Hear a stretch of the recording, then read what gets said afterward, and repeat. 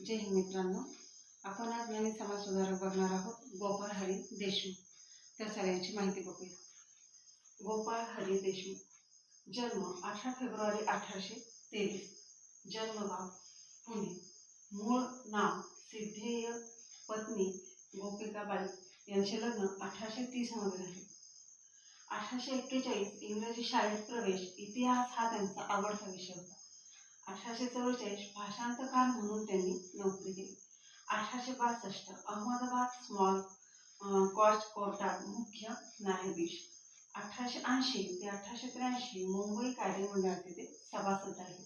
आता त्यांनी जे वर्तमानपत्र चालू केले ते वर्तमानपत्र, त्याची स्थापना आणि त्याचे ठिकाण. आयोग कधी कधी आपल्याला फक्त नुसतं वर्तमानपत्र विचारणार का, तर नाही. कधी आपल्याला त्या स्थापना विचारलं जाऊ शकतं किंवा ठिकाणी विचारलं जाऊ शकतं किंवा त्यांच्या जोड्या लावा ह्याही पद्धतीने विचारले जातात प्रश्न. मग वृत्तपत्र. मित्रोदय 1844 ला स्थापना, ठिकाण पुणे. ज्ञानप्रकाश 1853 ठिकाण कोल्हापूर. वर्तमान संग्रह 1853 कोल्हापूर.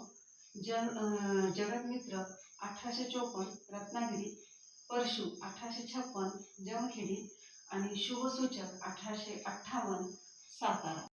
गोपाळ हरी देशमुख यांच्याबद्दल माहिती बघताना आपल्या लक्षात येईल की भाऊ महाजन यांनी 1840 मध्ये प्रभाकर या साप्ताहिकेमध्ये त्यांची शतपत्रे प्रकाशित केली. त्यानंतर आंबेडकरांनी सुद्धा बहिष्कृत भारत या नियतकालिकेतून त्यांची शतपत्रे प्रकाशित केली. म्हणजे प्रभाकर आणि बहिष्कृत भारत या दोन्ही याच्यामधून गोपाळ हरी देशमुख यांची शतपत्रे प्रकाशित झाली. त्यांची महत्त्वाची साहित्य संपदा लक्ष्मी ज्ञान, गीततत्व, पृथ्वीराज चव्हाणचा इतिहास, पानिपत लढाई, जातीभेद, कलियुग आणि भिक्षुक असे अनेक ग्रंथसंपदा त्यांनी प्रकाशित केली. त्यानंतर ज्ञान हीच शक्ती, शहाणपणाची अंती सर्व हे त्यांनी शिक्षणाचे महत्त्व पटवण्यासाठी केलेले ब्रीदवाक्य आहे. 1881 मध्ये लॉर्ड लिटन यांच्याकडून राव बहादूर पदवी ही त्यांना बहाल करण्यात आली. असे थोर विचारवंत गोपाळ हरी देशमुख यांचा मृत्यू 9 ऑक्टोबर 1892 मध्ये झाला. तर मित्रांनो, तुम्हाला आजचा व्हिडिओ कसा वाटला लाईक व कमेंट करून नक्की सांगा. चॅनलला नवीन असाल तर सबस्क्राईब करा, कारण असे अनेक समाज सुधारकांची आपल्याला अभ्यास करायचा आहे व माहिती बघायची आहे. जय हिंद.